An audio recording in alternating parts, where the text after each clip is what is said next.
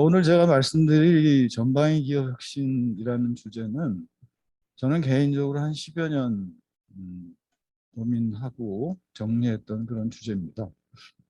그래서 뭐 오늘 출간에 대한 걸 보고를 학회에서 하기 때문에 이제 학술적인 얘기도 조금 말씀드리겠지만은 대략 제가 어떤 배경에서 이런 책을 썼는지, 또 혹시 이런 쪽의 주제에 대해서 보시게 되면 뭘 좀 살펴주셨으면 좋겠는지 하는 얘기 중심으로 말씀을 드리려고 합니다.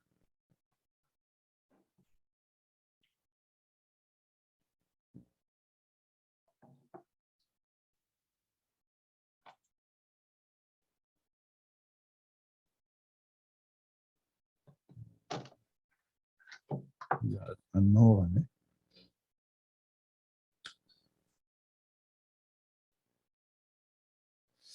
자, 여기서 그냥 할게요. 네, 우선 제 소개를 간단히 좀 드리면은, 왜 소개를 드리냐면은 이 책에 담은 얘기가 굉장히 광범위합니다. 편하게 말씀드리면은 온갖 거를 지가 다 아는 식으로 얘기를 했어요. 그래서 실제는 아는 게 그렇게 많지 않은데, 다만 제가 여러 가지 얘기를 할 만한 또 백그라운드는 가지고 있다는 건 먼저 좀 양해처럼 말씀드리려고 제 소개를 넣었습니다. 저는 경영 쪽에서 15년, 지금 20년 가까이 강의를 하고 있는 교수지만은, 어쨌든 공학사, 공학석사, 공학박사입니다.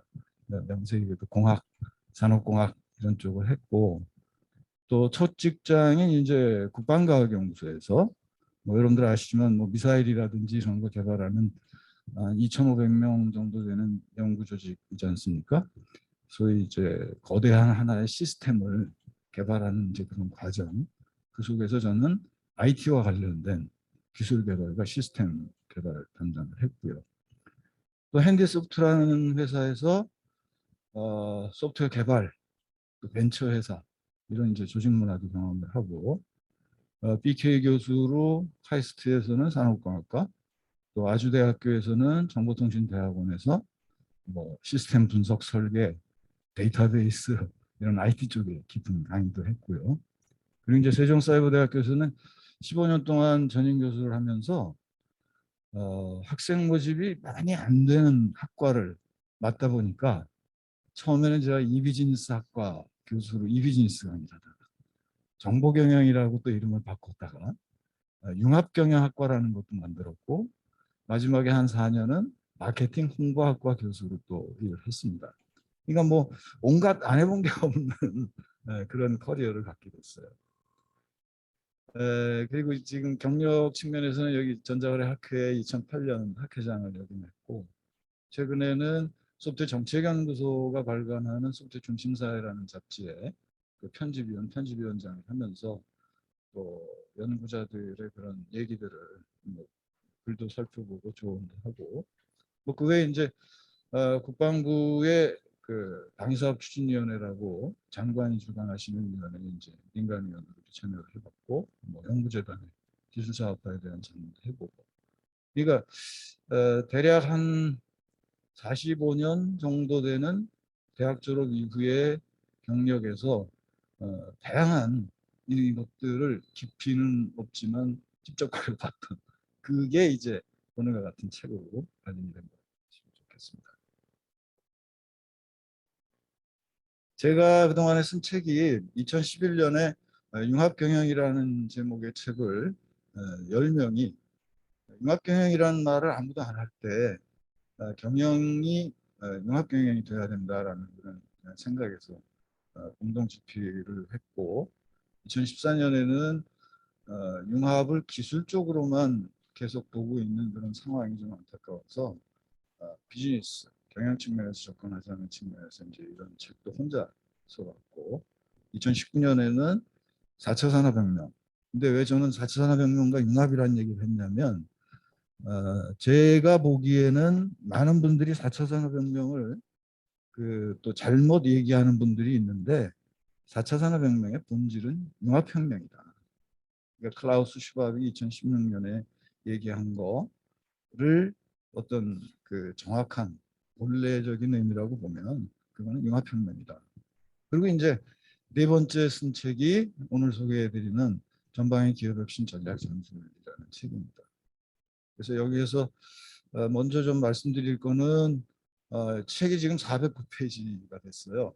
근데 그럼에도 불구하고 빠진 얘기들이 책 가격을 줄이려고 제가 한 50페이지 정도는 막 잘라냈고, 또 뒤에 말씀드리겠지만은 요즘에 디지털 전환 얘기를 하는데 그거를 담으려다가 뭐 그거는 또 한 50페이지 이상을 또 잘라냈고, 그래서 브런치라는 걸 제가 지금 쓰고 있어서 그걸 통해서 좀 보완을 하면서 독자들하고 소통을 해보려고 생각을 하고 있습니다.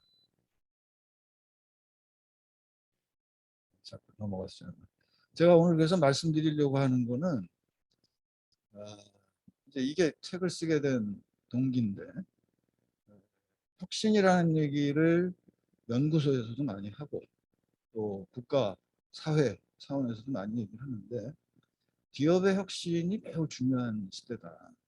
기업 혁신이 어떤 의미를 갖는가 하는 거에 대한 얘기부터 좀 시작하려고 합니다. 그리고 이제 전방위 기업 혁신이라는 이 주제나 이 제목 자체도 찾아보니까 쓴 사람은 없어요. 그래서 제가 또 뚱딴지 같이 이게 학계든 현장에든 던지는 겁니다. 전방위 기업 혁신이라는 그 주제를. 그래서 어떤 의미로 이런 얘기를 했는지, 그리고 내용은 프레임워크라고 제가 얘기를 했는데, 결국 기업 혁신이라는 거를 편하게 말씀드리면 한 100가지 정도의 유형으로 나눈 거예요. 뭐 경영학, 뭐 산업공학, 또 다른 분야에서 기업 경영과 관련해서 혁신 얘기를 한 제 딴에는 여러 가지 이론들을 100가지로 분류를 한 거다, 이렇게 봐주시면 될 것 같습니다. 거기에 이제 분류를 하면서 소위 이제 할아버지, 아버지, 아들, 손자 이렇게 족보를 만들었는데 5개의 영역을 맨 위에다 두고 그 밑에 다시 그걸 5개씩 쪼개서 25개의 전략으로 만들고, 그걸 각각을 또 4개씩 쪼개가지고 총 100가지의 전술로 만든 거예요. 의도적으로 이렇게 쪼개내린 거예요. 그래서 그 쪼개내리는 작업이 주관적이잖아요. 그래서 이걸 객관화하려고 한 400여 개의 국내 기업들의 사례를 활동 수준에서 쪼개가지고 300개 정도의 패턴으로 만들고 있습니다. 그래서 위에서 아래로 이론적으로 쪼개내려간 분류하고 실제 한 400여 개 기업이 시행하고 있는 혁신 활동하고를 비교해서 양쪽을 좀 이빨을 맞추는 그런 작업을 했다는 거죠. 그러나 여전히 이거는 객관화되고 검증된 그런 결과는 아닙니다. 현재는 저 혼자의 생각이고 저 혼자의 결과물입니다. 이거를 그 학회에서 또 굳이 발표하는 이유는 관심 있는 우리 학자들이 더 보완, 발전 또 개선시켜 줬으면 하는 그런 마음을 가진 겁니다. 그리고 이제 마지막 부분이 자, 그럼 프레임워크, 뭐 유형 분류, 사례 이런 것만 늘어놓으면 뭐 합니까? 실제 기업들이 이런 프레임워크나 그걸 가지고 뭔가 혁신하는데 써먹을 수 있어야 되지 않겠어요? 그래서 책의 그 7장 마지막 챕터에 방법론이라는 것을 어설프지만 집어넣습니다. 그래서 이 100가지의 전술을 가지고 기업이 혁신에 대한 전략을 짤 때, 또는 우리가 잘하고 있나 이거를 재검토할 때, 그리고 비즈니스 모델 자체를 바꾸거나 뭐 그런 것들을 위해서 우리가 잘하고 있는지 수준을 한번 진단해 보자, 뭐 이런 것들을 할 때 이런 식으로 하시면 돼요라는 방법론을 정리를 해봤습니다. 자, 우선 그 말씀드린 것처럼 왜 제가 이 기업혁신이라는 문제를 얘기를 했는지 백그라운드부터 좀 말씀드리면, 이 그림은 그 소위 기술경제 쪽에서 1996년이라고 제가 하는데 이때 나온 논문을 제가 봤다는 얘기고, 실제 이 내셔널 이노베이션 시스템이라는 개념은 크리스토퍼 프리만이라는 그 영국 서섹스 대학교 교수가 1980년대 제시한 개념이더라고요. 그분은 소위 테크노 이코노믹, 기술 경제 분야의 원조시라고 봅니다. 그래서 여기서 얘기하는 건 뭐냐면 어, 기업이 그 혁신을 하는 그 활동이라는 거를 여기서는 상대적으로 좀 작게 봤어요. 제 소견은. 그래서 그림의 맨 오른쪽에 폴리티컬 시스템이라고 되어 있는 정부나 공공 쪽에서 기술 개발에 대한 어떤 정책을 수립하면 그게 이제 바로 왼쪽에 에듀케이션 앤 리서치, 뭐 대학을 포함한 교육기관이나 연구소 쪽으로 투자, 뭐 어떤 요청 이런 형태로 가서 그것이 중개자를 거쳐서 뭐 이 중개자라고 얘기하는 게 이제 민간 기업의 연구소 격일 겁니다. 인더스트리얼 시스템 맨 왼쪽에 있는 기업이 어떤 새로운 제품 서비스를 만들어서 맨 위에 있는 디맨드 소비자 사회 이쪽에 내놓는다 이런 흐름 얘기거든요. 그러니까 기술에서 시작해서 연구기관을 거쳐가지고 기업은 사회가 필요한 어떤 제품 서비스를 만드는 이런 흐름에 의해서 내셔널 이노베이션 국가혁신이 이루어진다 이렇게 보는 겁니다. 근데 저는 2000년대 이후에는 그 말은 안 맞지 않는가, 달라져야 되지 않는가. 그게 지금 제가 그려본 그림은 기업을 가운데 놓고 기업이 대학이나 연구기관이 만든 신기술을 가지고 소비자나 사회가 요구하는 제품 서비스를 만들어 팔거나 이거를 보통 테크놀로지 푸시 기술이 밀어내는 혁신이라고 얘기합니다. 반대로 소비자가 요구하고 사회가 어떤 문제 해결을 요구하는 게 있으면 기업이 그것을 받아서 직접 해결하거나 아니면 대학이나 연구기관에 이런 문제, 이런 기술, 지식 만들어 주어라고 던지거나 가운데 있는 중개자 역할을 하는 거죠. 이런 방향을 마켓 풀 또는 소사이어티 풀이라고 얘기합니다. 시장이 땡기거나 사회가 땡기는 혁신을 기업이 한다. 그래서 그 앞서도 말씀드렸지만 뭐 이거는 전혀 뚱딴지 같은 얘기는 아닙니다. 그 정부 주도 기술 주도 혁신에서 적어도 2000년대 이후에는 민간 주도 시장 주도 혁신으로 기업의 역할이 달라지고 있고 달라서 달라는 요구를 사회가 하고 있다. ESG 경영 얘기하는 게 말하자면 사회가 요구하는 거라고 볼 수 있는 거거든요. 그래서 예를 들면은 저는 그 뭐 몇 가지 그 예를 들어 놨습니다면은 애플이 2007년에 아이폰을 출시했습니다. 근데 저는 2000년대 초부터 그 미국이나 EU가 융합기술 정책을 추진한 거를 확인하고 많이 얘기하고 있는데 정부 쪽에서는 기술 정책으로 융합을 봤어요. 그게 아마 아이폰이 등장하지 않았으면 여전히 실험실 연구실 안에서의 기술 중심의 융합이 진행됐을는지 모릅니다. 그러나 아이폰이 2007년에 등장하면서 스마트폰으로 바뀌고 제품 서비스뿐만 아니라 산업의 융합까지 확산되는 그러니까 씨앗은 정부 공공에서 뿌렸지만 그거를 받아가지고 불꽃으로 만든 거는 기업이다. 왜 우리에겐 그런 기업가가 없었는지 아쉽습니다. 또 스페이스X 일론 머스크 말이 참 많습니다.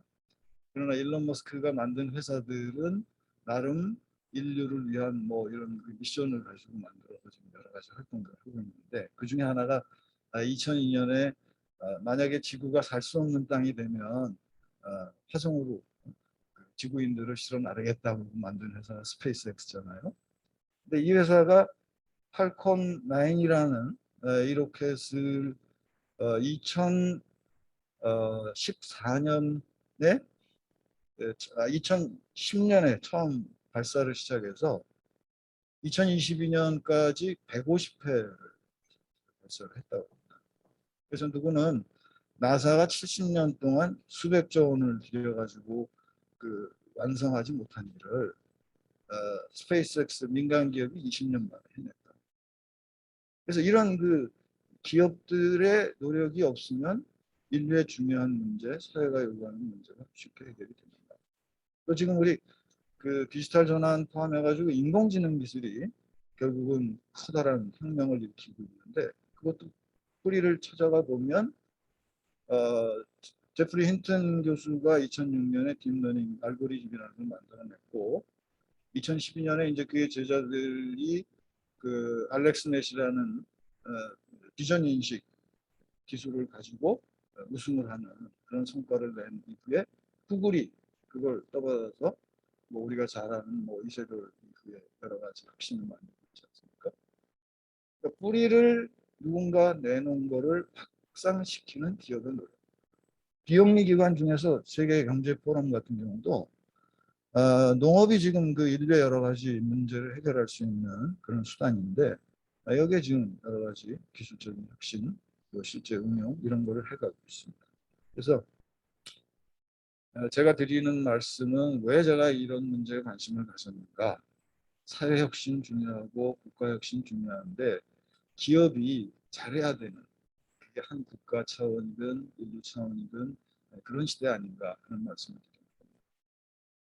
근데 제가 그 사이버 대학에서 교수 생활을 또 15년, 지금 강사로 일하고 있는 4년을 포함하면 20년 정도를 지냈는데 어, 그 사이버 대학은 여러분들 아시지만은 20대에서부터 60대, 70대까지 공부하는 그런 대학입니다. 그래서 기업에서 임직원 역할을 하는 분들을 많이 만났고 또 사회에서도 그러다 보니까 후배들, 뭐 지인들, 중소기업의 임직원들이 많아요. 근데 이분들을 이렇게 보면 열심히 하는데 뭐가 성과가 안 나거나 또 어떤 부분은 좀 아쉬운데 하는 학자적인 입장에서 시각으로도 좀 그런 분들이 꽤 많거든요. 근데 그 한마디로 우리의 기업 경영자들이 좀 이 총론, 포괄적인 그림 이런 걸 봤으면 좋겠다는 생각을 했어요. 그게 아니고 기술을 아는 사람만 기술만 들여다보고 또 마케팅을 잘 안다고 해서 또 기술에 대한 뿌리는 전혀 없이 그저 뭐 만들어서 팔면 돈이 될까 이것만 생각 심하게 얘기하는 그래서 그건 아니지 않는가.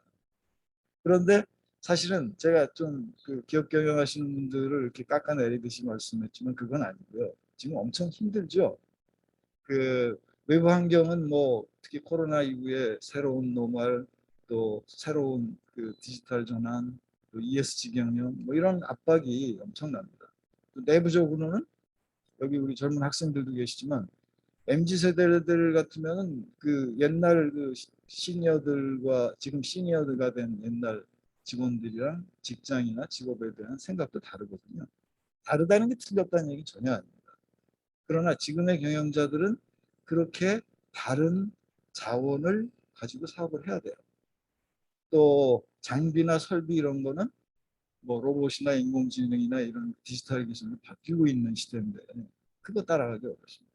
그래서 제가 볼 때는 한마디로 경영자 입장에서는 누가 뭘 어디서부터 어떻게 해야 되지 참 깝깝한 시대다 하는 생각이 듭니다.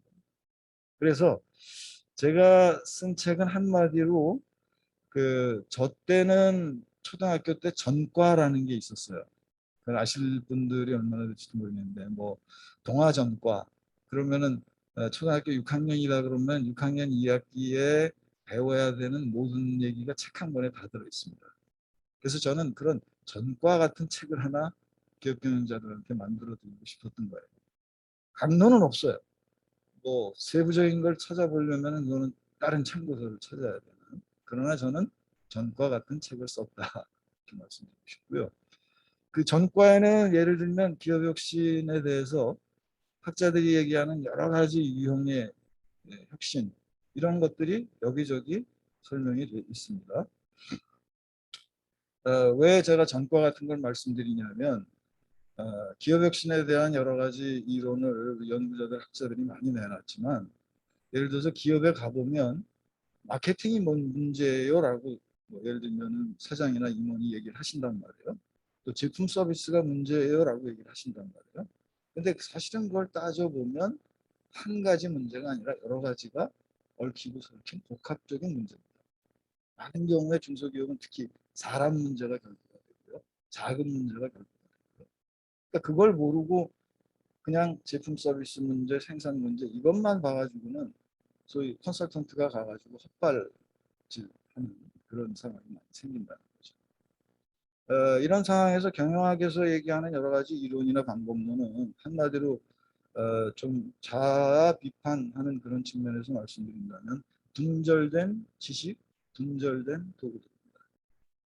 그러니까 쓰는 사람 입장에서는 여기까지만 얘는 되고 여기까지는 또 이해가 되고. 자, 그러면 내가 원하는 거는 결국은 안고 있는 문제를 해결하는 건데 내 손에 쥐어지는 도구들은 다 따로따로. 그래서 이거를 어떻게 해? 그래서 하다못해 앞서 말씀드린 것처럼 마치 산 위에 올라가서 아, 지금 전장의 상황이 이런 거구나라는 걸 이렇게 조망할 수 있는 그런 거라도 가지고 그중에서 아, 내가 지금 좌측을 공격해야 될지 우측을 공격해야 될지 또는 정면을 방어를 해야 될지 이런 거를 찾아보자는 게 그 의도였다는 겁니다. 자, 그래서 그 전방위를 얘기하는 배경은 요즘에 어떤 분들을 만나면은 소위 요즘에 뷰카 시대라고 얘기를 하거든요. 왜 뷰카라는 말을 그렇게 자주 쓰는지 저는 잘 모르겠는데 뭐 얼러블티 다치기 쉽다고 그러죠. 또 불확실하고 복잡하고 모호하고. 근데 이런 상황은 제가 예를 들면 뭐 16세기, 17세기에 그 조그만 범선, 돛배를 가지고 항해를 하는 선장의 입장에서도 똑같지 않았을까. 그러나 그들은 뭘 의존했냐면 일관된 북극성이라는 어떤 그 중심점을 가지고 지도나 나침반 가지고 그 항해를 해냈단 말이죠. 그럼 지금의 경영자들도 훨씬 그 뷰카 상황은 심각할지 모르지만 올바른 전략 그리고 항해 내내 지켜낼 수 있는 일관된 어떤 가치 기준. 자, 우리는 인류를 위해서 일할 거야. 아니면 확실하게 우리는 돈 벌기 위해서 일할 거야라는 변하지 않는 가치 명제. 이런 것들을 가진다면 뷰카라는 거는 예나 지금이나 똑같지 않는다. 그래서 제가 정리한 그 전방위 기업 혁신은 그런 배경에서 일단 기업 활동의 모든 영역에서 그 새로운 가치를 창출할 수 있는 요소들을 탐색하자. 일단 탐색부터 안 하는, 탐색부터 못하는 이거는 좀 없어야 되지 않겠는가. 기회가 저쪽에 있거든요. 제가 연구자 입장에서 볼 때는. 근데 안 봐요. 못 봐요. 그래서 이런 부분은 적어도 없으려면 탐색하고 그 다음에 이제 중요한 게 그중에서 기업이 가장 잘할 수 있는 요소를 발굴. 그 영어 단어로 그 여러 학문 분야에서 exploitation 또 exploration 탐색을 exploration이라고 얘기를 하고 발굴을 exploitation이라고 저는 번역을 했습니다. 그래서 그 영어 단어에 있는 거를 좀 그 새로운 의미로 정리를 했는데 어찌됐든 탐색은 넓게 보는 거예요. 그 다음에 발굴은 깊이 있게 파는 거예요. 그래서 내가 잘할 수 있는 요소를 발굴해가지고 거기에만 집중 투자를 하는. 그래서 내가 잘할 수 있는 요소라는 거는 제가 책에 담은 한 400여 개 기업에서 그들이 하는 혁신적인 활동들을 쪼개놓고 보면 제가 말씀드린 400여 개 기업은 뭐 구글, 애플, 삼성전자 뭐 이런 회사들만은 아닙니다. 주변에 있는 평범한 기업일 수도 있어요. 잘하는 일은 남들보다 잘할 수 있는 일은 어느 기업이든 가지고 있다라는 가정 전제를 하는 겁니다. 그래서 그걸 찾는 게 중요하다. 그리고 전략적인 혁신이라고 얘기하는 거는 전략이라는 건 선택과 집중입니다. 다 잘하겠다는 것도 말이 안 되는 거고 그래서 말 그대로 잘할 수 있는 거를 찾아서 집중하는 그걸 전방위 기업 혁신이라고 얘기했습니다. 자, 그럼 왜 지금 시대의 전방위 기업 혁신을 제가 제안을 하는가? 우선 혁신할 수 있는 그 또는 혁신해야 되는 범위가 엄청 넓어졌다. 그 다음에 그 수단도 상대적으로 많아졌다. 옛날에는 혁신 그러면은 자연과학, 공학, 기술만 얘기를 했거든요. 근데 지금은 문화예술 어떤 그 뭐 일반인이 가진 아이디어 이게 다 혁신의 수단들입니다. 그런 수단들을 잘 활용한 기업들이 지금 선도기업. 그래서 범위도 늘어나고 혁신을 할 수 있는 지식이나 이런 수단도 많아졌고 또 뭐 경영학 쪽에 부족하다 말씀드렸지만 산업공학이든 경영학이든 이런 쪽에 방법론이나 도구들도 많아졌습니다. 공유경제 같은 그런 그 비즈니스 모델도 있고요. 크라우드 서비스 같은 건 여러분들 아시지만은 내가 비싼 돈 주고 컴퓨터 사고 소프트웨어 사지 않더라도 스타트업이 그냥 적은 비용 가지고 소프트웨어 개발하고 제품을 할 수 있는 그런 시대가 된 거거든요. 그다음에 이제 왜라는 거에 제가 세 번째 드리는 말씀은, 저는 한 15년 가까이 지금 융합에 꽂혀서 사는 사람입니다만은, 경계 없는 융합이 새로운 가치를 만들고 있다는 게 이론적으로 실제적으로 검증 확인되고 있다. 지금 뭐 소위 팜과 배트, 한국의 네카라구베, 이런 그 플랫폼 기업들 중심으로 보면 경계 없습니다. 그러니까 경계가 없는 시대에 왜 지식이나 학문은 자꾸 경계를 만들고, 기업은 담을 쌓고, 산업은 산업의 영역을 유지하려고 하고 하냔 말이죠. 저는 그게 잘못된 거라고 봐지거든요. 그래서 전방위에서 말씀드리는 거는, 광범위한 기회를 탐색하는데, 이건 소위 누구를 맞다나 나와바리라는 거 없다는 거예요. 어디든 갈 수 있고, 누구와도 만날 수 있고, 누구와도 협업할 수 있다. 제가 한 10년 전에 그 융합 강의를 하면서 적과의 동침을 하는 게 융합입니다, 그런 얘기를 했어요. 근데 그 10년 사이에 적과의 동침을 하는 실제 국내 기업의 사례는 그렇게 많이 보지 못했어요. 10명을 거론해서 그렇습니다만은, 한 10년 전쯤에 삼성전자와 현대자동차, 뭐 LG전자 이런 회사들이 함께 공동의 목표를 가지고 사업을 했으면 어땠을까. 네. 지금 자율주행 자동차 같은 것이 막 그 붐이고 준비하고 있을 때, 우리 준비는 훨씬 빠르지 않았을까 하는 생각을. 지금 그 광범위한 기회를 탐색하고 집중할 사업을 발굴한다 하는 문제는, 그래서 경계를 넘어서는, 이거를 저는 특히 강조하는 거고요. 지금 뭐 아마존 같은 경우는 뭐 우주 사업까지 하고 있잖아요. 그 쇼핑몰에서 시작해가지고 놀랍게 지금 아무튼 많이 확산되고 있고요. 자, 그렇다면 이런 문제에 대해서 조금 더 체계적으로 그 기업이 쓸 수 있는 무슨 도구가 없을까라고 제가 찾아본 게 네 가지를 소개해 드릴 텐데, 뭐 요거는 이제 좀 학술적인 거에 관심 있는 분들은 한번 살펴보시고요. 딜로이트 자회사의 그 도블린이라는 데서 한 2,000개 기업을 분석해 가지고, 기업들이 한 10가지 이런 요소를 잘 설계하면 성공할 수 있다, 말하자면 그런 얘기를 한 거예요. 또 노스웨스턴대의 그 뭐한 소니라는 그 교수들은 이노베이션 레이더라는 걸 또 만들었어요. 혁신을 하는데 제 아이디어랑 비슷하게 레이더 같은 거를 제공을 해준 거죠.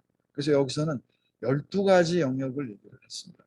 자, 여기서 주목할 부분은 그 네 가지의 혁신의 중심축이 있다고 이 사람들은 봤는데, 오퍼링, 제품이거든요. 이걸 왓이라고 그랬고요. 그 다음에 누구에게 파느냐, 고객, 후라고 그랬고요. 그 다음에 어떻게 만들고 판매하느냐 하는 것을 프로세스, 하우라고 그랬고요. 그리고 시장을 웨어라고 얘기를 했습니다. 자, 이런 그 프레임은 있었어요. 그 다음에 비즈니스 모델을 혁신하는 측면에서는 그 오스트왈더라는 사람이 2010년에 비즈니스 모델 제너레이션이라는 책을 쓰면서 유명해진 건데, 지금은 뭐 스타트업들 어디 그 벤처 투자 뭐 이런 거 받을 때뭐 이걸로 꼭 설명을 하지요. 그래서 여기서도 그 비즈니스 모델이 됐던, 사업을 잘하는 방법이 됐던 9가지 요소를 주로 얘기를 합니다. 그리고 또 제가 본 것 중에는 2016년에 나온 비즈니스 모델 내비게이션이라는 책이 있는데, 내비게이터, 여기서는 한 250개 그 비즈니스 모델을 55개의 그 유형으로 나눴어요. 그래서 여기서도 뭐를 기준으로 중심축으로 삼았냐면은 고객, 가치 제한, 가치셋을, 수익 구조, 이런 것들이 중심축이라고 봅니다. 자, 그런데 제가 이런 것들을 보면서 그 왜 10개고 왜 12개지 뜬금없이 뭐 이런 그 의구심이 들었고요. 뭔가 논리적인 설명이 잘 안 와닿는다. 그러니까 합리적이긴 해. 그런데 논리적인 설명은 잘 안 와닿는다 하는 걸 느꼈고, 또 한 가지는 대부분 이미 나와 있는 기업들의 혁신적인 접근을 가지고 이런 분류를 얘기를 한 거란 말입니다.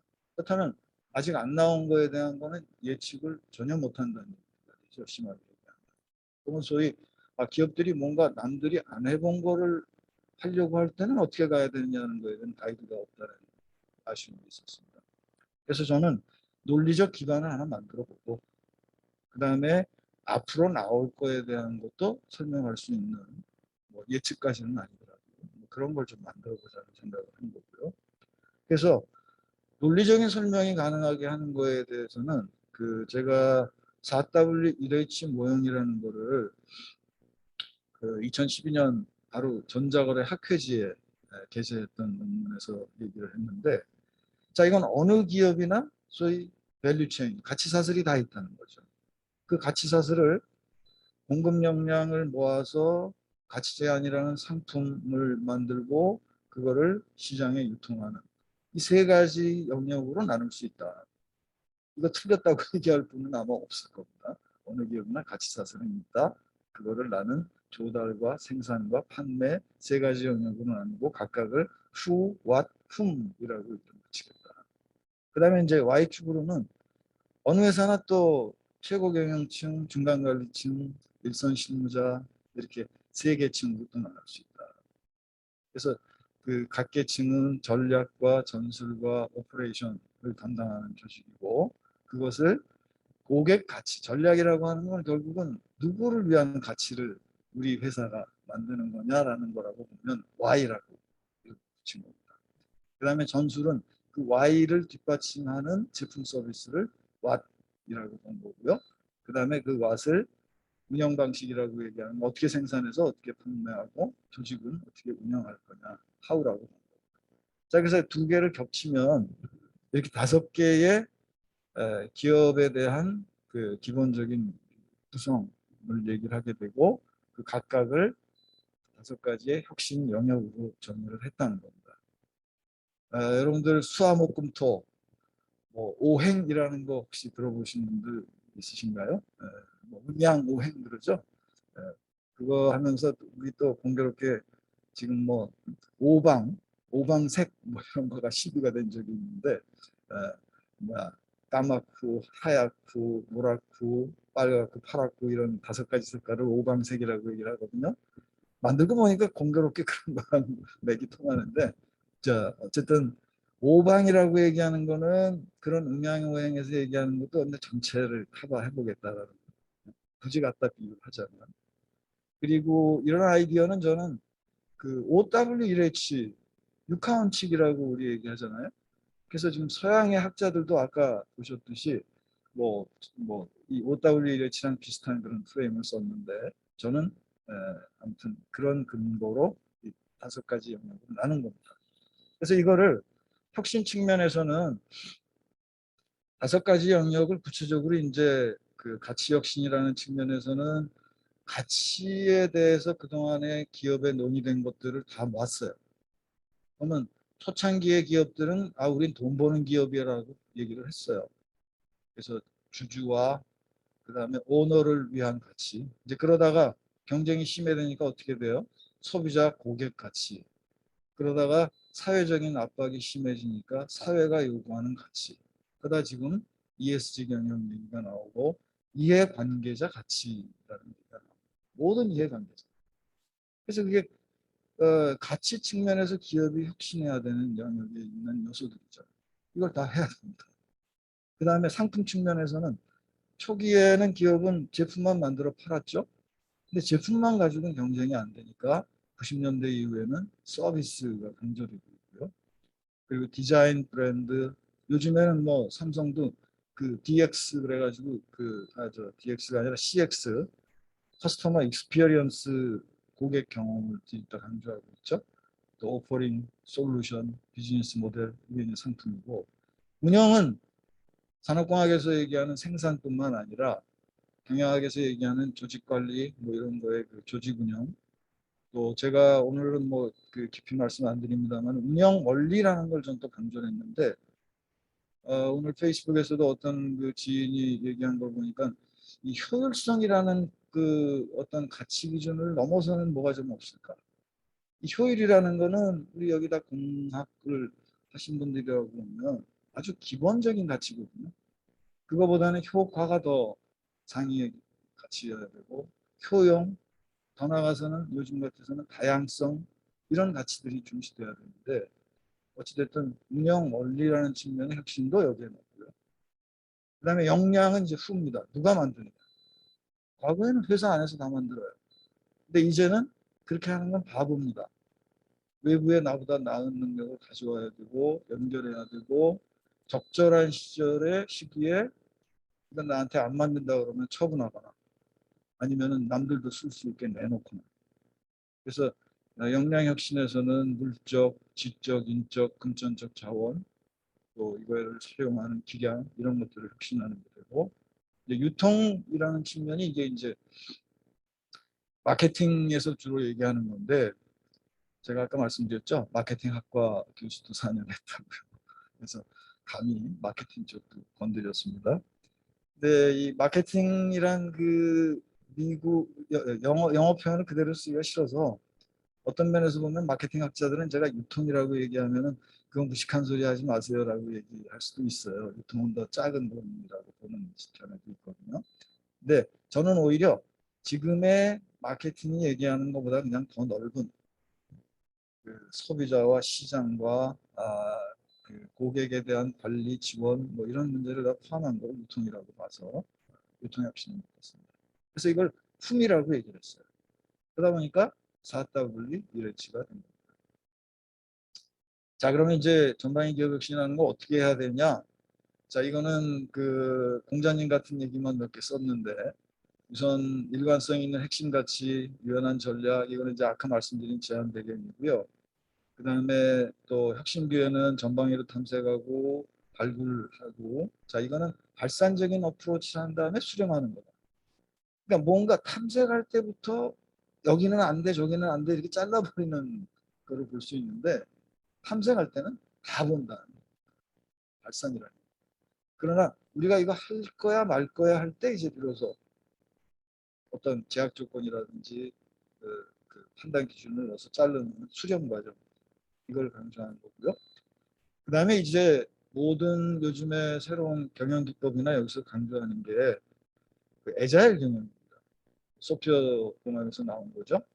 여기에서 미니멈 바이어블 프로덕트 아주 최소한의 기능만 가진 제품을 만들어 놓고 그걸 살 수 있는 고객들한테 판 다음에 시장 고객을 넓혀가면서 기능 성능을 업그레이드하는 이런 점들. 리스크가 작죠. 그리고 이걸 쌓아앉는 말이 뭐냐면 작은 시행착오를 거쳐서 큰 성공에 도달한다. 자, 이거는 제가 쓴 말이 아니라 뭐 예를 들면 에디슨이 그 10,000번째의 전구를 발명했다고 그랬으면 자기가 발명한 것도 아니더라고요. 어, 나는 9,999번 실험을 했을 뿐이지 결코 실패한 적이 없다. 바로 그거라는 거죠. 근데 9,999번이 아니라 한 번을 실패하더라도 특히 우리나라 같은 경우에는 크게 망하면 폭망하는 거죠. 그래서 작은 실패, 작은 시행착오 이거를 기업에서도 꾸준히 오히려 자꾸 틀려보는 그런 기회를 만드는 그래서 틀린 것들이 틀린 걸로 끝난 게 아니고 기업 안에 실패 경험이 아니라 시행착오 경험이 내재돼 있다가 그게 어떤 성공으로 그 살려 나오는 시스템으로 들어가야 된다는 겁니다. 그리고 마지막에 하우에서 제가 드린 말씀은 지금 어떤 기업이든 혼자 성공할 수 있는 기업은 없습니다. 뭐 삼성전자, 뭐 구글, 뭐 어떤 회사도 그래서 다들 뭘 하고 있어요? 생태계를 만들고 있거든요. 그 생태계는 제품 서비스를 만들어 파는 생태계일 뿐만 아니라 혁신을 만드는 생태계여야 된다는 거죠. 지금 플랫폼에 대해서도 저도 할 말이 굉장히 많은데 플랫폼은 바로 생태계를 만들고 발전해야 되는 그런 비즈니스 모델이라고 생각합니다. 근데 플랫폼에 따라서는 소위 플랫폼 오너 기업이 전횡을 하죠. 자기네들이 마음대로 가볼리고 못 들어오게 하고 그래서 이런 게 발상 자체가 이해관계자와 생태계를 만들어야 된다는 그 사상이 빠졌기 때문에 그렇지 않느냐. 그래서 저는 이게 제 어떤 독창적인 아이디어라고 감히 말씀을 드리는데 생태계를 만들면 그 생태계의 혁신을 이끄는 코어가 있어야 되고요. 그 코어의 구심력은 자꾸 커져야 되는데 그 구심력과 상대적으로 혁신의 성과들이 생태계 전체로 퍼지고 생태계 밖으로 퍼지는 원심력도 같이 키워야 된다. 그러니까 시작은 플랫폼 기업의 오너 기업에서 시작이 됐더라도 생태계에 참여하는 모든 멤버들이 그 혁신을 같이 가는 쪽으로 발전돼 가야 되고 또 플랫폼을 넘어서 혁신이 가야 된다. 자, 그런 생각을 갖고 왔고요. 지금 이제 그 기업 혁신에 대한 유형 분류를 결국 한 게 프레임워크입니다 말씀드렸는데 유형 분류는 일반적으로 그 두 가지 접근이 있다고 얘기를 합니다. 하나는 타이폴로지, 위에서 아래로 가는 거예요. 자, 이거는 제가 4W1H 말씀드린 것처럼 어떤 논리적인 근거에서 시작해서 뭐 동물을 분류하고 그 도서를 분류하는 이건 누가 함부로 건드리지 못하잖아요. 이제 그런 분류 체계가 있고 텍소노미라고 하는 거는 그 거꾸로 바텀업입니다. 뭐 쇼핑몰 매니저가 뭐 우리 회사 우리 그 몰에서 이런 거 팔아요라고 들어오는 상품에 따라서 카테고리를 자꾸 조정하는.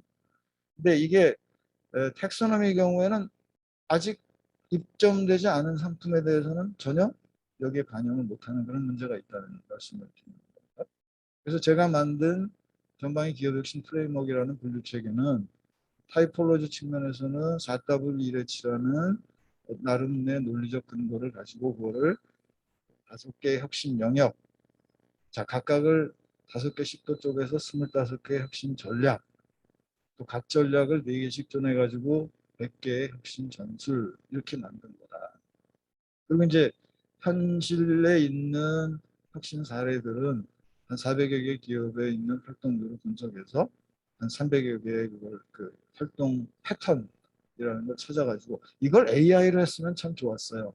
400여 개 기업이 아니라 앞으로도 우리 김동수 교수님 나중에 좀 누가 관심 있으면 맡아주실래요? 수천 수만 개의 그 기업들이 있잖아요. 거기에 제가 손으로 분석한 300여 개의 패턴이 아니라 그걸 더 지능적으로 패턴으로 분석해낼 수 있으면 따라가면 될 거예요. 그래서 나름 수작업으로 편하게 말씀드려서 노가다짓을 했지만 양쪽 방향을 좀 만드는 연결하는 이런 노력을 했다는 말씀이고요. 이게 뭐 책 부록으로 3장 놓은 혁신 기업의 일부인데 한마디로 뭐 훌륭한 기업만 있는 거 아닙니다. 뭐 우리 옆에 있는 그런 회사에도 있을 수 있습니다. 그 결과 지금 2장의 슬라이드에서 보여드리는 거는 자 5가지 영역 그거를 각각 5개의 아래로 전략으로 나눴고요. 그 다음에 각 전략은 1, 2, 3, 4 이렇게 해서 4개의 전술로 나눴습니다. 저는 그 학부 뿌리가 산업공학이지 않습니까? 또 국방과학연구소에서 미사일 같은 경우에는 워크 브레이크다운 스트럭처라고 그래가지고 16레벨 이렇게 내려가요. 레벨 1서부터 레벨 2, 3 쭉 내려가면 레벨 16까지 내려가는 워크 브레이크다운을 하는 게 미사일 같은 복잡한 시스템인데 그런 쪽에 훈련이 돼 있어가지고 이 족보를 자 V1 밸류 쪽 혁신의 첫 번째 P1 프로덕트 그 다음에 O1 오퍼레이션 C는 capability 또는 뭐 capacity 그 다음에 M은 마케팅 이래가지고 코드화했고요. 그 밑에 이제 생계 생존 지원이라는 전술은 V11 이런 식으로 이제 네이밍을 했습니다. 그래서 어쨌든 100개를 만들었는데 자, 이 뒤에 있는 100개를 설명드릴 수는 없고요. 각 영역에서 그 몇 가지 예만 간단하게 이제 설명을 더 드리겠습니다. 좀 지루하시죠? 자, 우선 가치 혁신에서 3개만 보여드렸는데 5개의 전략은 꼭 순차적일 필요는 없지만 수준, 단계 이렇게 가면 그러니까 V5는 좀 더 고수준이다라고 제가 나름대로 한 거라는 말씀이죠. V1 이거는 누구나 다 해. 그래서 V3쯤까지는 어지간한 기업이 하는 겁니다. 제 기준으로. V4는 선도 기업들이 하고요. V5는 심한 경우에 아직 그거 잘하는 회사는 별로 없어. 이런 걸 나와봤습니다. 그래서 V1은 소위 그 메슬로우의 욕구 단계설에 의하면 생리적인 욕구. 뭐 사람이 먹고 살고 그러니까 육체적이고 생리적이고 그런 욕구를 충족하는 것들을 같이 V1으로 봤고요. V2는 자 그거보다는 조금 더 고차원 정신적이고 그다음에 뭐 당장 먹고 사는데 지장은 없는 여기에 이제 성취감 같은 게 중요하죠. 제가 봤던 기업 중에 루루닷컴 같은 데는 지금 그 출판 플랫폼인데 여기는 저자한테 한 80% 정도 수익을 줘요. 저는 북쿠크라는 데서 냈는데 여기는 35% 줘요. 근데 제가 한 5%는 가격을 인하해가지고 독자들한테 나눴는데 아무튼 이런 성취감을 주는 그런 가치 있고 그다음에 V3가 이제 기본적으로 회사는 돈 벌어야 되니까 자 돈을 벌고 파트너에게 성과를 나눠주고 직원들에게 월급 주고 그다음에 V4가 사회적인 역할. 자 이거는 지금 모든 기업이 하는 건 아닙니다. 이게 이제 전통적으로 CSR 그래가지고 기업의 사회적인 책임, 뭐 탐수슈즈 같은 데 얘기하죠. 신발 한 켤레 누가 사면 한 켤레를 자기네들이 그 가난한 애들한테 기부해주는 또 G의 에코매지네이션이라고 하는 프로그램은 에코, 환경과 이매지네이션을 경합한 그런 단어인데 어떻게 하면 친환경적인 제품을 만들 수 있을지 사람들한테 아이디어를 모아가지고 이제 그런 친환경 제품을 만드는 그런 사회적인 역할을 의식하는 거고요. 그다음에 V5는 이제 우리가 먹고 살고 돈 버는 것보다도 인류의 미래를 고민하는 그런 가치입니다. 그래서 여기서 인류라고 말씀드리는 거는 지금 그 현생 인류, 지금 살다가 뭐 1, 20년 안에 죽을 우리 시니어 세대뿐만 아니라 앞으로 10년, 20년, 50년 살아야 되는 우리 후배 세대들, 자식 세대들, 더 미래 세대들.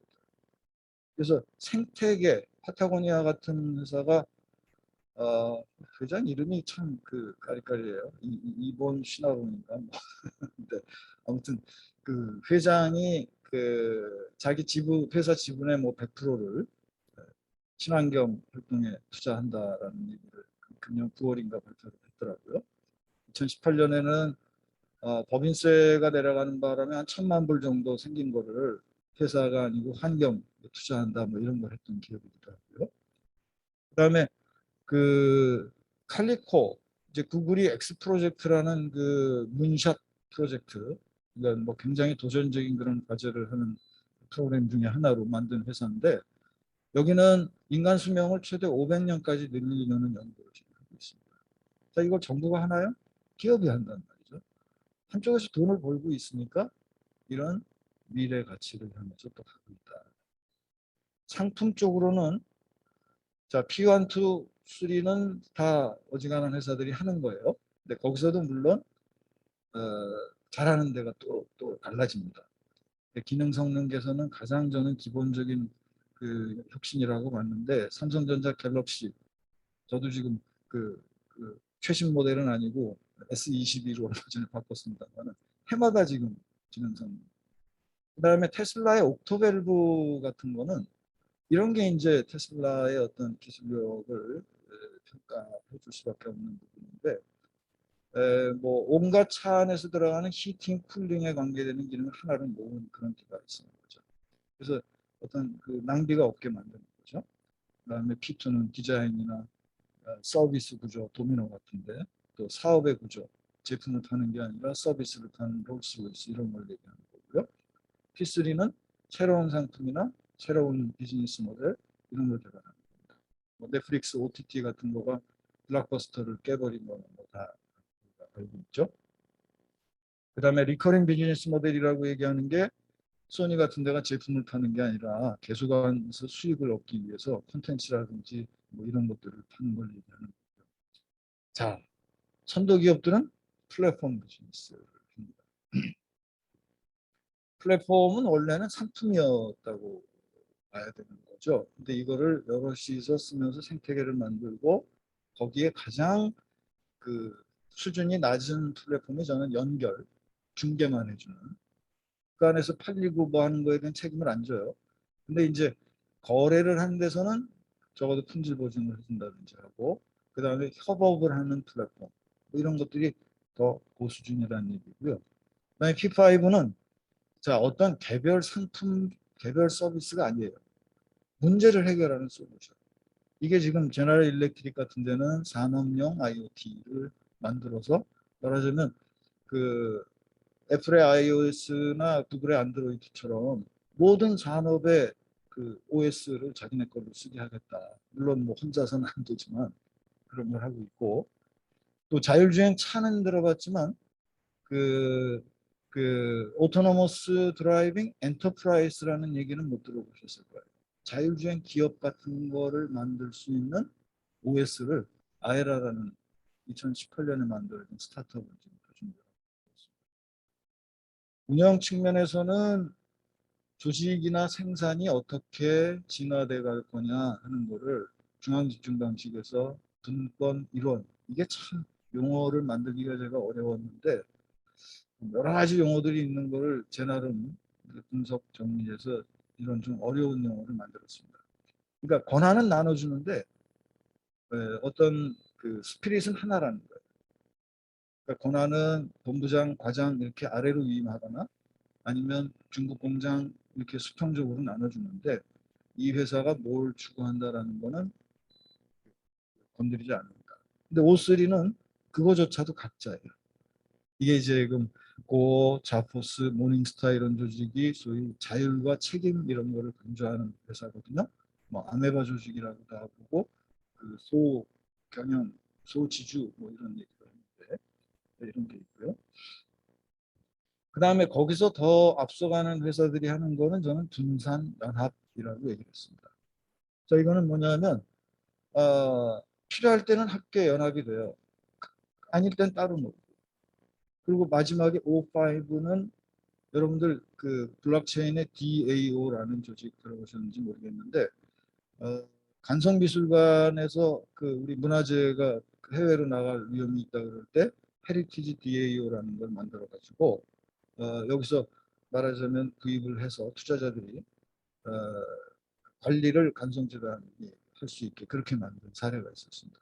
DAO라는 건 필요에 따라서 임시적으로 모였다 흩어지는 일종의 가상 기업인데 그게 블록체인 기반에서 만들어지고 있는 거죠. 자, 역량 측면에서는 그동안에 누구나 한 게 내부에서 개발하거나 외부에서 도입하거나 내부를 연결하는 측면에서는 소위 개방형 혁신 이런 거 있었죠.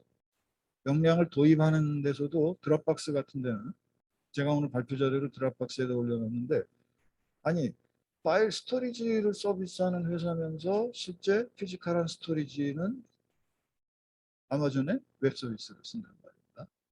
그래서 그러니까 그 거기에 뭔가 하나만 자기네들이 더 부가적인 서비스를 해가지고 돈 벌고 있는 이런 비즈니스를 C2 레벨로 봤어요. 근데 C3는 이제 프락터 앤 갬블 같은 그 CMD라고 해서 커넥트 앤 디벨롭 연결하는 걸 얘기를 했고 선도 기업들이 하고 있는 거는 핵심 역량을 공동 활용하는 겁니다. 혼자 쓰는 게 아니고.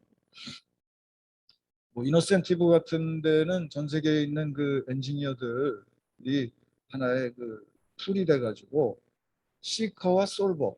자, 문제 해결을 원하는 사람이 문제를 던지면 엔지니어들 중에 누군가가 솔버가 돼가지고 문제를 해결해주는 그 중개 역할을 거의 하는 그런 플랫폼이죠.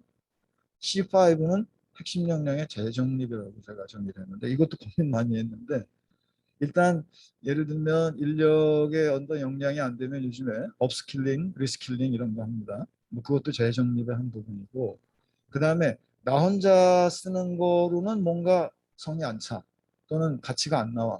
그러면 가상기업화. 남들도 가져다가 쓸 수 있게. 예를 들면 트럼프라는 1920년에 설립된 독일의 그 정밀기계 가공 회사인데 자기네들이 레이저 가공하는 그 아주 비싼 장비를 가지고 있어요. 샀어요. 자, 이거를 혼자 안 쓰는 때 많을 거 아니에요. 이거를 페이퍼 파트 한 번 가공할 때마다 얼마 이런 그 가상기업 서비스를 제공을 했다는 거죠. 자, 유통 측면에서도 에마는 초도 제품. 그러니까 어느 기업이나 신제품을 만듭니다. 아직 없는 시장을 대상으로 만듭니다. 자, 그럴 때에 당근마켓이나 도고TV처럼 어떤 틈새대 시장 이런 데를 가져가는 방법도 있고 달러 쉐이브 크라업이라는 데는 그 여러분들 들어보셨는지 모르겠는데 1분 30초짜리 유튜브에 보면은 한 500만 원 들인 광고 하나로 죽어가던 스타트업이 대박을 낸 그런 회사예요. 뭐 하는 회사냐면 면도기를 한 달에 뭐 이불인가 얼마 내면은 다달이 보내주는 거죠. 면도기 세트를.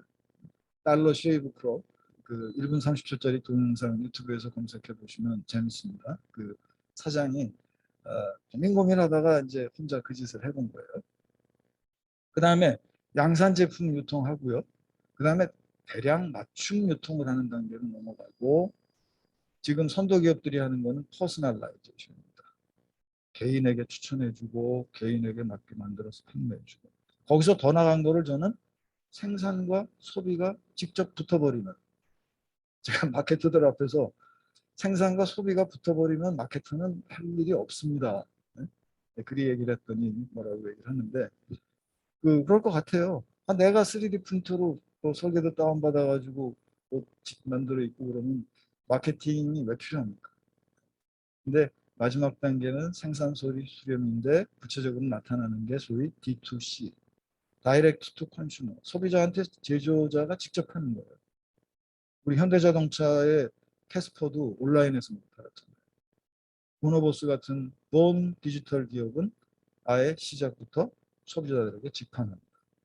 또 레고나 로브룩스 같은 데는 공동 창조를 하고. 자, 이게 지금 이제 대략 훑어본 5가지 영역의 핵심 전략. 그 밑에 있는 전술들이고 사례는 뭐 아까 말씀드렸지만은 그 아주 극히 일부 소개해드렸습니다. 그다음에 방법론은 간단하게 한번 말씀드릴게요.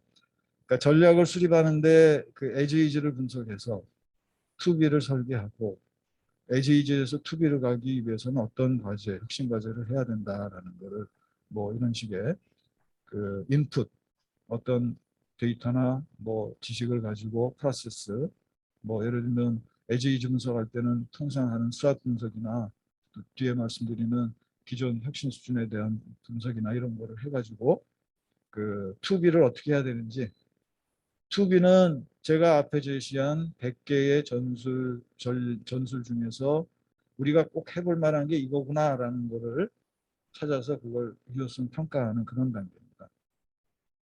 그래서 수준 진단을 하는 지금 V1에 대한 5가지서부터 M5까지 그 25개의 질문을 가지고 1, 2, 3, 4, 5 등급 평가해서 자 이런 그 레이더 차트를 만들어서 보면 이 회사는 유통 측면의 M1, M2라는 그런 전략 부분이 5점 중에 1점.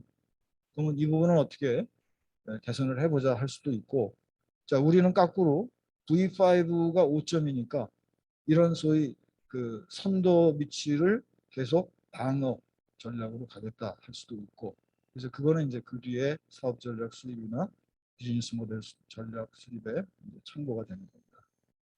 자, 이 그림을 다시 보여드리는 이유는 이 바깥에 있는 이 화살표가 요즘에 비즈니스 모델 얘기하면서는 피보팅 얘기하거든요. 어떤 중심축을 놓고 이리 뛸까 저리 뛸까. 저는 이 화살표가 5가지 영역에서 랜덤리 어디든 갈 수 있다. 그게 제가 전방위를 강조하는 거고 경계 없는 융합을 얘기하는 거예요.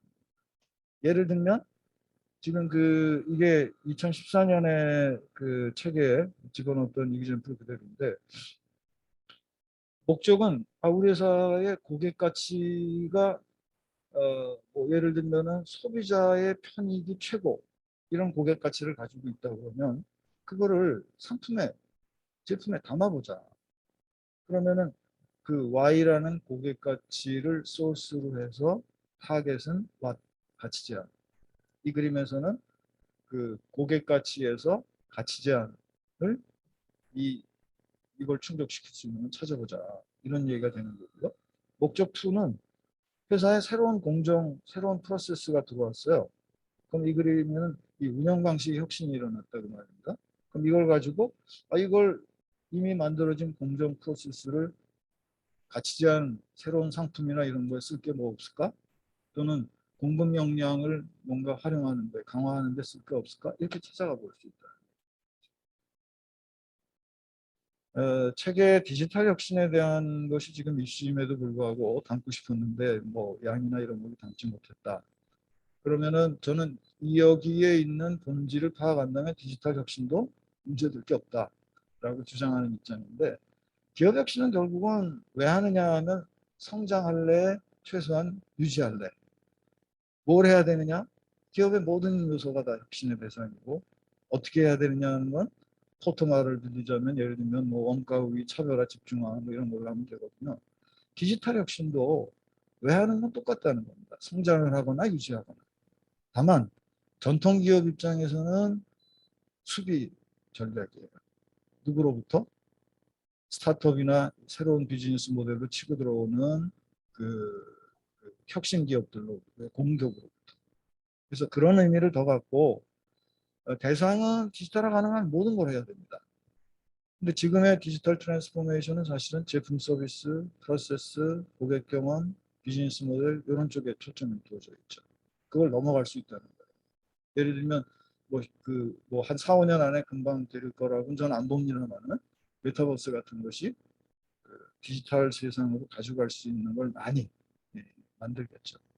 그래서 어떻게 하는가는 결국 이런 기술을 활용하는 거고, 제가 디지털 트랜스포메이션 여러 가지 그 사례들을 보면 저는 한 지금 6가지 정도의 그 그룹핑을 해봤는데, 연결, 일관화, 통합 또는 분리, 분할, 분권화, 가상화, 실감화, 지능화, 자동화, 무인화, 실시간화, 온디맨드화, 개인화, 맞춤, 이런 그 카테고리로 이 기술들을 100가지 전술 중에 어디든 갖다가 대보면 디지털 혁신의 방향이 보인다. 자, 마무리하겠습니다. 제가 책에 담고 오늘 또 이 기회를 통해서 말씀드리고 싶은 거는 기업 혁신, 특히 전방위 혁신은 저는 매우 중요하다. 그리고 기업들이 그렇게 생각하시든 아니든 지금 선도 기업들서부터 미래 기업은 단순히 이익을 추구하는 조직을 넘어서 혁신을 위한 중개자, 나아가서 촉진자가 되고 있는 걸 보고 있다. 그래서 그 많은 기회를 넓게 탐색하고 또 깊이 발굴하는 게 필요하다. 그래서 제가 결국 책에 담고 말씀드린 거는 한 5가지 영역, 25가지 전략에 100가지 전술, 이런 것들을 그 여러 기업을 통해서 발굴했다는 말씀이고요. 끝으로 드리고 싶은 얘기가 제게 책의 에필로그에 집어넣는데, 연구자나 정책자들한테는 제가 융합경영이라는 걸 말씀드렸지 않습니까? 분절된 그런 지식들을 현장에 실제 하는 문제를 해결하기 위해서 합칠 수 있는 그런 노력을 좀 해야 될 것 같고, 저는 우리 전자거래 학회 같은 데가 여러 가지 전공이 모여 있는 학회이기 때문에 그런 플랫폼으로서 충분히 가능한 그 기반을 갖고 있다고 봐요. 제가 그 정책하시는 분들한테는 뭐 오래전부터 그 핀란드의 피니시 서비스 얼라이언스라는 예를 들면 그런 그걸 벤치마킹 해보십시다 하는 얘기를 했었는데, 이거는 한 2000년대 초반에 서비스 혁신이라는 테마를 가지고 학계와 산업계와 정부가 똘똘 뭉쳐가지고 연구개발도 하고 실제 민간 주도로 한 10년 만에 이런 그 혁신을 하도록 만든 그런 사례입니다. 자, 현장에 계신 그 기업 경영자들한테 드리고 싶은 말씀은 제가 볼 때는 그 짧은 소개입니다만은 혁신은 과정이기도 하고 결과이기도 합니다. 그래서 누구는 혁신을 결과에 집착하거나 주목하고, 누구는 또 우리는 이만큼 열심히 했어라고 과정에 집착하는 걸 볼 수가 있는데, 과정과 결과가 페어가 돼가지고 선순환이 일어나고 그 선순환이 지속되어야만 진정한 혁신은 이루어지는 거 아닌가. 그렇다고 보면 제가 말씀드린 그런 그 방법론이나 생각의 틀들이 결국 하나하나의 단초예요. 이거 쓸데없네라는 거는 한 번에 쓸데없을 수 있어요. 근데 또 쓸데없다는 거는 회의적이고요. 그 다음에 왜 그 이노베이터스 딜레마라는 책에서도 얘기를 했지만, 성공한 기업들의 딜레마가 그거죠. 과거에 우리가 이렇게 해서 성공했는데 또는 이렇게 해서 실패했는데 라는 데 빠지면 그건 의미가 없다. 그래서 그런 혁신 시스템을 뭐 이런 어떤 아이디어를 가지고도 좀 지속적으로 해서 기업에 내재화하는 게 중요하다는 생각을 가졌다는 것입니다. 그 뭐 굉장히 많은 얘기를 빠르게 제 딴은 말씀드렸는데 의미 있는 기회가 됐으면 좋겠고요. 제 말씀은 일단 여기서 마치겠습니다.